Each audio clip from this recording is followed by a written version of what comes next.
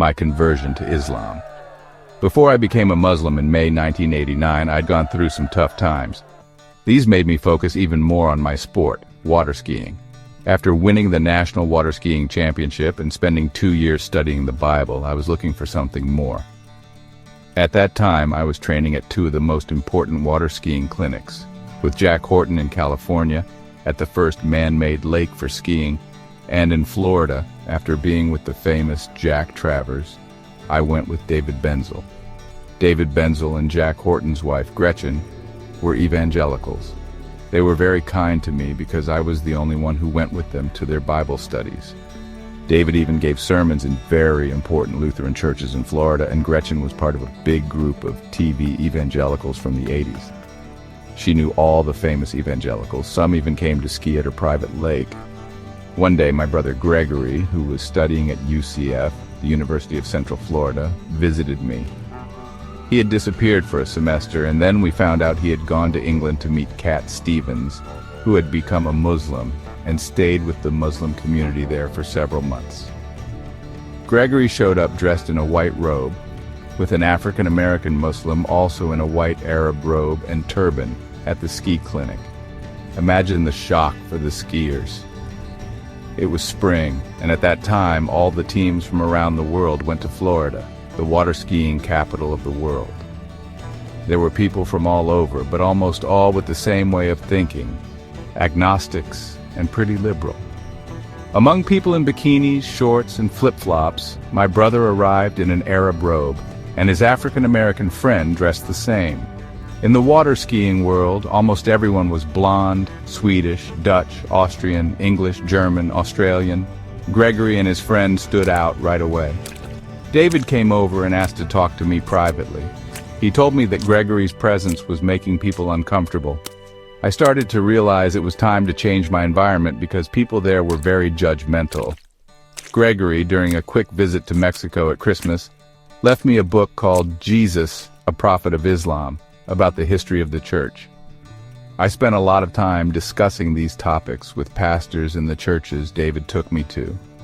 When David Benzel found out I was thinking about becoming a Muslim and stopped going to his churches, he sent a pastor to talk with me.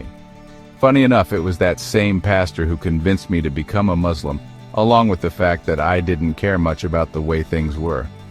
David Benzel and Jack Horton spent time trying to convince me to keep skiing.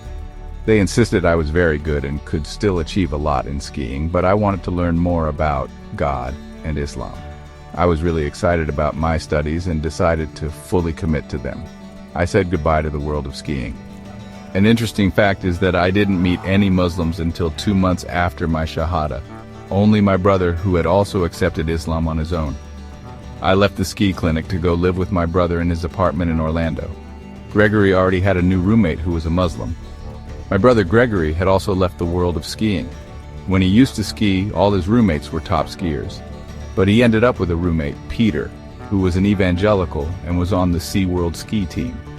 This Peter invited Gregory to read the Bible. Gregory always liked to read, and he read the Bible from Genesis to Revelation. He says that halfway through the Old Testament, he started to believe in God. Gregory's new Muslim roommate, Faraz, invited us to a Muslim conference in Atlanta. We drove there, and that's where I joined an Islamic mission. I traveled with them from coast to coast and from mosque to mosque all over the United States.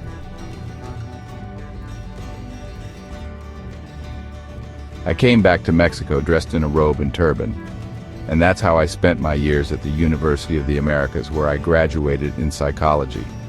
I started a master's degree, but then I got the chance to go to the Middle East to study Islam and learn Arabic.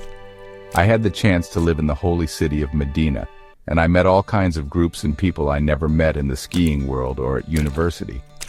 I often went to Mecca and sat in the mosques to study in the traditional study circles. Alhamdulillah, I learned so much.